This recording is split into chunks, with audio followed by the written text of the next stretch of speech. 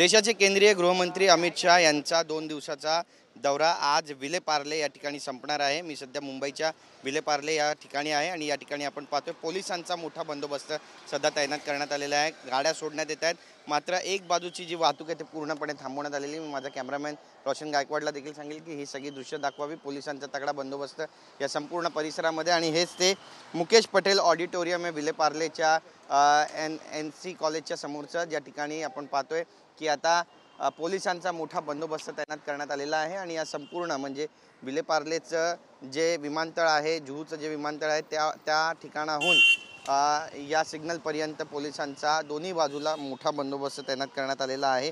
आणि आज आपण पाहिलं की रायगडावर महाराज यांच्या पुण्यतिथी निमित्त स्वतः महाराष्ट्राचे मुख्यमंत्री आणि दोन्ही उपमुख्यमंत्री उपस्थित होते, तर दुसरीकडे आपण पाहिलं की गृहमंत्री अमित शाह सुद्धा उपस्थित होते। भाषण देखील त्यांची त्या ठिकाणी झाली आणि आता तो कार्यक्रम संपून अमित शाह विलेपार्लेतील गुजराती साप्ताहिक पत्रिका चित्रलेखा याच्या 75व्या जयंती समारोहाच्या कार्यक्रमासाठी पोहोचत आहेत। आणि त्यापूर्वीची ही सगळी दृश्य आपण पाहतोय।